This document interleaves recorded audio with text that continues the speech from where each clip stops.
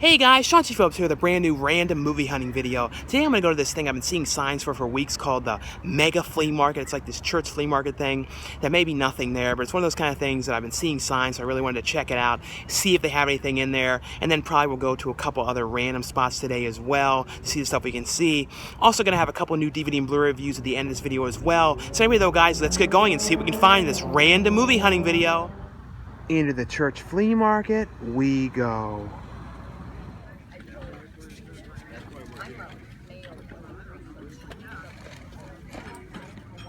Well, I do see some movies here. The Bachelor, Pretty Woman, Emma, and Fried Green Tomatoes. I don't know what this thing is.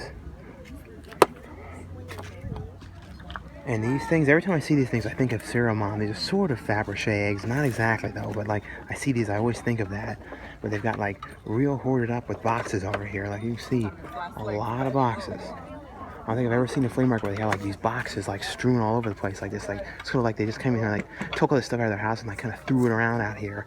It's very strewn around with boxes though, you know, a lot of boxes, but this has a lot of what you say is, you know, real tchotchkes.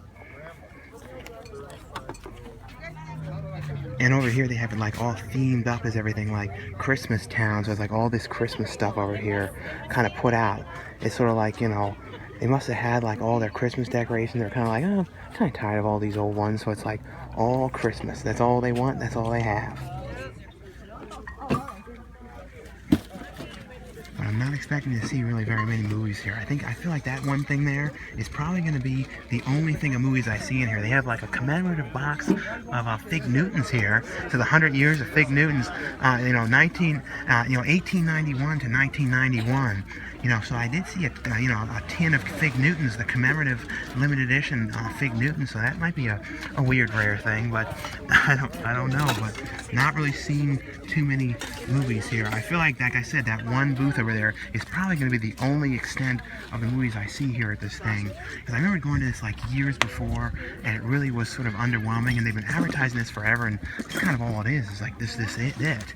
So we'll have to try and find another place to go, because I saw this one thing about like a neighborhood flea market, so we'll look and see if they have that around here too. But kind of not really very much here.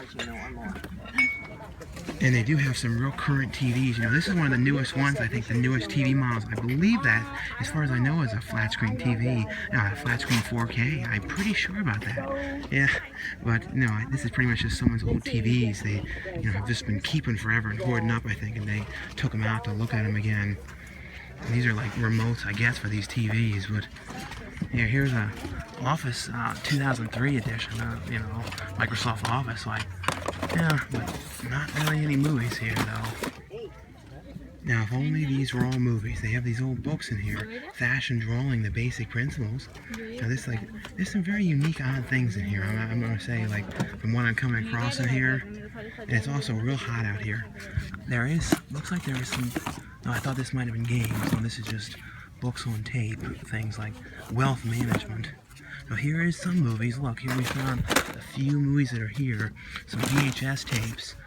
No Escape and The Hunt for Red October. These are like taped off TV ones. This is where you come here and like find like The Ring, Broken Arrow, and Rudy.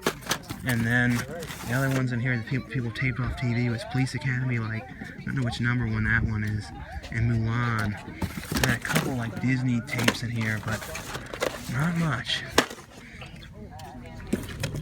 And here are some movies, though. Less Than Zero, The Valley Girl. Look through here, but not much. And here's a few more tapes in here. This old Ninja Turtles one. I remember having this one as a kid. Like, I remember these ones too. You used to be able to get at Burger King when they had like those exclusive episodes. At that point, I always remember those.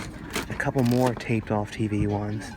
I don't know what this one is, like nothing listed on it at all. This is probably like a ring tape. There's absolutely nothing on this, so who knows what this would be.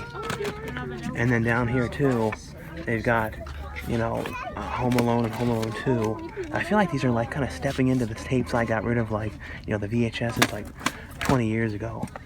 There's a bunch of frames and pictures and stuff over here, and like this, I'm not gonna lie, like I'm looking at this, the first thing I'm thinking of, and I'm sure a lot of people think about what movie you're thinking when you see this specific nun. I'm thinking like immediately of Pee-wee. Like if I had this, I'd put like a Pee-wee bike next to it, or Pee-wee next to that. I don't know.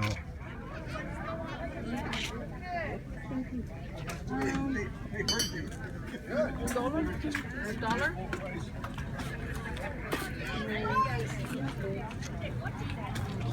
But like I said, it really wasn't very big over here. I have a little bit more over here to look at, but like I pretty much, made my way through everything. It was just pretty much this one aisle down here. But like I said, the amount of time they've had this thing up promoting this, for this little thing, it's kind of like, this was it? But yes, this was it. Like I was hoping for a little bit more, but this was a little bit underwhelming. I don't know. Like I said, it was just this. And this thing in here, like this weird ray gun and that, I don't know what that is. Some weird things in here. And this like really peculiar looking like frog princess thing in here. This frog prince thing, like these are the kind of things that, you know, you always get worried about getting because you're worried they have like odd bugs and stuff in them. And you know, you may infest your house with these, but you know, there's just like everything is kind of real random stuff here, like super random. Some real old, like it's like stuff you feel like, you know, people would have gotten rid of like 30 years ago, like this old fold-up booster seat, like that's like ancient. That is so old. This Donald Duck jigsaw puzzle down there, that kind of stuff. Like I said, really like peculiar things to be seeing here. Like look at this weird thing, a CD-ROM of Vegas Fever.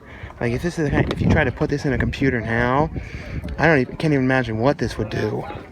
And this guy, John Patrick, Professional Gambler, you know, Vegas Fever. Like that's, and I guess it was $14.99 at the time. And this thing, like a CD labeling thing. Yeah, like none of these things, I don't even think they would do anything if you put them in the computer. And a lot of computers now don't even have the you know, disk drives anymore. There's a Family Feud game there, which is, that's kind of cool. Like I feel like I haven't really never even knew there was ever a Family Feud board game here. This is from, what year this is from? Like I said, that was one of those things you really never know what you're getting into, and it was sort of underwhelming a bit, I'm not gonna lie. Like with the amount of signs, like I said, I've seen this thing for like probably like 2 months and stuff, that they've had like a thing advertising this, and it was like that was all it was. And I thought for some reason it was gonna like be inside, you know what I mean? Because like, but like nope, it wasn't. But I think I saw something about like this like neighborhood flea market thing going on, some kind of thing. Like hopefully there's like people actually went out for it. I went out real early for this. It's like, you know, got out here at like 10. I think it's actually started at 7:30. Like, and it only goes till this thing here till 12:30. But I'm pretty sure there's this other neighborhood thing. So we'll see if they have it and if anyone came out for that or not. And up here is a sign that says community garage sale with these balloons here. So let's see if we can figure out where in the world this thing is in here. I'm not exactly sure where it is, but somewhere in here, let's see if we can find it. In here, I see like one puny thing right here in this community garage sale, which is like a couple random things out there. But that's like all I'm seeing. I'm not seeing any. It doesn't seem like this community participated in this yard sale or garage sale thing. That's the thing, they always have these kind of things where it's like the community garage sale, and it didn't say what time it went till. It's only 11:19 now, and like I don't see anything going on for this community garage sale. And it seems like most of these people have already, you know, gotten pooped out of it, and we're just like, eh. And like they already put it away over there, so there's nothing over there. So there's definitely not much participation, or they all got really tired of this very early on and put everything away. So another underwhelming thing here. I think I see something over here. Like a couple, no, that was maybe something, but I don't know. This community all got out for this. This is a very big event here, it seems, but really don't see anything else in here. Into the pawn shop we go. Well, I just got out of that pawn shop and there was absolutely nothing in there. I haven't been in there for a few months, and I found one thing in there when I was in there, one out of print thing, but it looks like they hadn't updated it or gotten anything new at all. That's the one thing, some pawn shops, it almost seems like they just like have like the same stuff for months and months and months, and that's the way it seemed like it was in there today. Into the Shopportunity thrift store we go. Well, we'll see everything different here. It's been a couple of weeks since I've been here. I always end up missing this place as it closes and has like weird days that it's open and weird days it's, you know, it's closed and stuff. but a lot of times it's the same stuff. But we'll look through here and see if there's anything different. They always have this in here, this bootleg thing. No one ever buys this. This bootlegs of X-Men 1 through 3. Like, weird one. I always wonder if it's like, you know, bootleg Blu-ray quality or it's just in that case. But we'll look through here and see if they changed anything out. And it seems like there's a couple more things in there, you know, from the last time I was in here. But a lot of times the problem with like some of these places is you just find like this super common stuff that you see all the time, and you don't really see too much different stuff in here. And that's the shame, is a lot of times that's really hard to find really different things. And it seems like today, it's just a lot of the same stuff that I always see. Like this, though, like here's something like I don't really think I've ever really seen very often, like Rave. And what people always say, too, when you're looking for out of print, basically what I do is if I see something that, you know, I don't usually see places or I don't feel like I see all the time, I would just take it and, like, you know, go up on Amazon and eBay and look up the prices and see, you know, what they're selling it for there. And that's pretty much what I always do, is just like, because I don't usually, there's some movies I know offhand, you know, that are out of print, but a lot of times I just sort of see something that I don't see too often or don't recall seeing a lot, then I just go and look them up online. They still do have some VHS in here. That's funny, they have a sealed VHS of Nothing But Trouble. This is one of those movies that I hope at some point, you know, Warner Archive puts out a Blu-ray of this one, because I always loved this movie. It's such a strange, weird movie, but at some point it needs a better release, because the only release it's out is a DVD. It's in, I believe it's in full screen, some weird safety for kids thing in here, but really doesn't seem like there's too much different in here. And sorry if you hear this fan, there's a big fan blowing right up there, so that's what that is if you're hearing that. But doesn't seem like really anything that different in here today. Well, that's all for this random movie hunting video. Today was kind of a bust. Didn't really find too much of anything, but it was cool to look at that flea market thing, to see if they had anything at all, but of course they really didn't. But anyway though, guys, like I always say, if you guys enjoy these videos, definitely give this video a thumbs up. Now stay tuned now for a couple new DVD and Blu-ray reviews. And the first one I got from Asylum is Sharknado, the fourth Awakens, which is, you know, the fourth of all the Sharknado films. Always really like these movies, just really fun, over-the-top films. Basically, though, it's about like a tornado of sharks that come. Ian Zierin's character has to try and save the day, and this is, you know, a number of years after the last film, and kind of looks like the Sharknadoes are done. They're finally going to, like, be able to rest easy, and they're not going to happen again. But, of course, something happens, and the Sharknadoes come back again, and a good portion of this one takes place in Vegas, so they really got a lot of fun cameos in this. Like, Carrot Top has a cameo in this. They got Andre the Black Nerd from YouTube to do a cameo as, like, a train conductor. So that's the one thing about these movies, to me, the most fun part is, like, you know, looking at seeing all the cameos that they get, because they always really get tons of people, and some of them are in here for really short, some of them here for like a longer part. But that's, like, to me, one of the most fun things about these movies is kind of like spotting all the cameos throughout the film. Has on here too, the making of Sharknado, the fourth Awakens, deleted and extended scenes, a gag reel, and then some things about the visual effects before and after. But if you guys are a fan of these ones too, I would definitely recommend you guys check this one out. And the next one here, Lionsgate sent this one over, and it's a documentary. It's very, very one-sided though, because, you know, it's more to try and prove a, like, they're trying to prove a point about the Democratic side. But this is a documentary called Hillary's America: The Secret History of the Democratic Party. And I believe that the director of this, he did a documentary on Obama, and as well as another American one, which I may have seen before. I can't remember for sure though. But this is basically, though, he's going and he got arrested for one of the things that he did, and it kind of is like showing kind of reenactments of him in prison and kind of talking to people. And he's kind of talking about, like, looking back at this, because, like I said, this is very one-sided from the Republican Party, you know, kind of against the bias of the Democratic Party, kind of talking about showing things in the past, like stuff with Andrew Jackson and, like, some of the presidents and stuff like that, and showing that from their opinion, they ended up doing something that was kind of to hurt the country.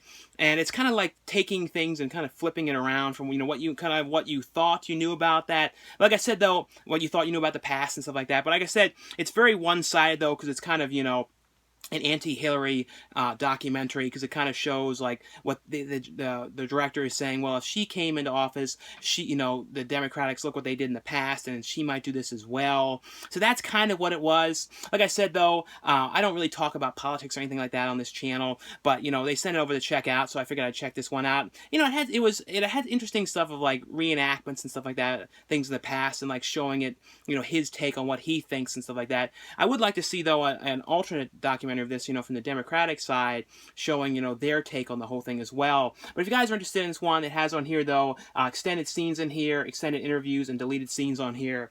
The next one, this is actually pretty cool. This is from Unearthed Films. This is like a real lost, it's not a lost film, but it's done to be like a lost giallo film. It's called Francesca, and it's like, you know, I've seen a lot of movies where they kind of do like things to kind of make it look like it's an older film or age it up and stuff like that. And you know, it doesn't always, they kind of just put like crackles and stuff on it, or like put like scratches into the video and stuff like that. But this one actually really does look like a lost 70s movie, like a maybe like a 1973 kind of like giallo film, you know, even with the music and stuff. And I looked at the behind the scenes, they actually shot this on like, you know, the film on DSLR cameras and stuff like that. So it was actually, you know, shot on new equipment and stuff. I wasn't sure if they were shooting it on like 16 millimeter, something like that, but they actually know it was all actually aged, and they actually did a really good job to make this look like a 70s movie, even with, like I said, with the music and all this stuff. And it's basically, though, about, you know, there's this one girl who was killed, and she's kind of coming back, and they're seeing her again coming around, like, and it's kind of reminded me a little bit like of Alice Sweet Alice,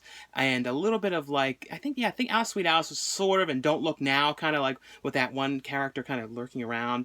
But it's basically, though, people are getting killed, and the police are kind of trying to investigate it and trying to figure out, it's kind of, like I said, it's a giallo, so it's kind of like a mystery, kind of trying to figure out who the killer is, and kind of figuring out exactly who this person is dressed like this girl, if it's her fact from the dead, or what is going on here. But it has on here, though, a behind the scenes featurette, deleted scenes, interview with the director, and the look inside of this one is really cool as well. Like, if you see in here, it's like really great artwork on this set, and even has like a book in here that looks like a real, like, even the work on this looks like a real like 70s kind of thing, almost like something that was in like a record or something, and the artwork underneath of this. But really cool release, and like I said, a really cool, you know, movie that was done to be like a lost giallo film, and really does succeed at feeling like that. The next one here from MVD is a movie called The Inhabitants, and you know, this is from the writers of John Carpenter's The Ward, which I always actually liked. That The Ward movie wasn't like absolutely perfect or anything, but I always did like this. And this is basically, though, about a couple that end up moving into an old bed and breakfast, and they get there, and like, the one old woman who's like living there with, you know, with her daughter and stuff, she's like, she doesn't really want to get rid of this place, and she's kind of like lurking around it. And the couple, you know, ends up moving in there, and her, you know, her husband ends up having to go away for work. And of course, when she gets left in this new house, weird things start to happen. It's kind of like a haunted house kind of thing. And even that one old woman who used to live there, she's kind of in the house at certain points, like lurking around the house. And it's one of those kind of things when, like, the woman who moves in is kind of trying to figure out exactly what had happened in this house, and trying to figure out exactly why she's being haunted, and if there's any kind of a way for her to stop this, what is going on there. But like I said, it's kind of a creepy one, kind of like a creepy vibe thing, like haunted house type movie. Like I said, too, it's from the writers of The Ward. The next one, this is one I wanted to watch because I knew a couple people in this one, so I really wanted to see this. And it's a movie called Within These Walls, and you know, Felicity Rose is also in this movie as well. This is basically, though, about a girl whose mother ends up dying in the house that she grew up in, and she ends up moving back to this house. And of course, you know, her father is like, I don't know if you want to go back in here, I don't really want to be in this house, and after what had happened. And of course, though, she moves back into this house, and what had happened, though, was the mother had ended up going crazy, and the, you know, as soon as she moves into this house, though, she starts kind of like getting, like, having these weird dreams, and weird things start to happen to her. It's kind of like, is she gonna end up going crazy as well, like the mother did? So it's that kind of thing going on, and like kind of like ghost kind of type things going on in the house. I actually thought this was actually a pretty cool movie. I like these kind of things about like weird things going on in the house and trying to figure out exactly what's going on. And it actually had some pretty cool like weird dream sequences and stuff like that of her like seeing or imagining what the mother had done to herself and what had actually had ended up actually happening to her. Like I said, though, this one is called, you know, Within These Walls. The next one is from MVD as well. It's a movie called Bubba the Redneck Werewolf. This is actually a really fun movie. It's about this guy who's like a dog catcher, and you know, he's kind of like, his girlfriend ends up leaving him. He's not really happy about his life and everything, and the devil ends up coming to him and kind of granting him like a wish so he can be, and he's like, oh, I really want to be strong, and I want everyone to like me, and I want to have lots of muscles and all this kind of stuff. And the devil grants him this wish for his soul. Of course, though, he ends up turning him into this werewolf guy. So it's got that kind of teen wolf kind of vibe, but instead this guy is kind of stuck as the werewolf. He's going around, like they said, it's like the redneck, so he's kind of a redneck, Larry the Cable Guy kind of type guy, werewolf. And of course, so the devil now is like in this town, like messing up things and causing all kinds of mischief and like attacking people and killing people and all kinds of bad stuff's going on. And this guy kind of now has to use his powers of this werewolf to kind of try and save the day from the town, you know, save the day from the devil. So it's a really fun, ridiculous movie. I think it was actually based on like a graphic novel or something like that, as far as I was seeing, like a comic book, something like that. But it has on here, though, a 16-minute documentary from page to screen, the making of Bubba the Redneck Werewolf, deleted scenes, a blooper reel here, and then thing on the makeup as well for Bubba the Red Werewolf character. The last one here from Wild Eye Releasing is a movie called 24 Hours to Die. This movie kind of has like a Saw kind of vibe to this. It's like, and also kind of cube, like the idea of people all waking up in one place, not really sure how they ended up getting there. And it's a group of these like random strangers. Then, like in the beginning of the movie, though, you see like a bunch of people like dead on the floor in this kind of warehouse type building where they're locked in. And you know, you see like 2 survivors, and they're like, well, you know, they have to kill each other. It's one of those kind of things where like the people have to kind of kill each other and only one of them can survive. So this is like right after the first thing, the very beginning of the movie, you see a whole group of new people locked in there, and they all wake up, kind of like in Cube, like I said, and they kind of wake up and they're not really sure why they're there, exactly what had happened and what's going on here. And they get these weird calls on this phone going, well, you have to do this and you have to follow these rules, and if you don't follow these rules, you know, people are going to die. And they're talking about how they were like infected with this type of thing that's going to kill them, and only one of them can survive. And it's kind of like, also says like they try and leave, they're going to be shot. So it's kind of them all, they are figuring out exactly what they're going to do. And it's like a real like thing of them all having to kind of one by one kill each other, because there only can be one survivor who can get the antidote, which was like injected into them. So that's kind of what it is like a thing in there just sort of trapped in like this one setting type place. It was actually kind of cool though. Like I said, it definitely had a real Saw kind of Cube kind of vibe to this one, but also kind of turned it upside down a little bit with like kind of like it was weird, the people who were infected, like weird things start to happen to them as well. Anyway though, guys, that's all for the review portion of this video. Thanks again for watching and subscribing, and I'll see you guys later. Bye.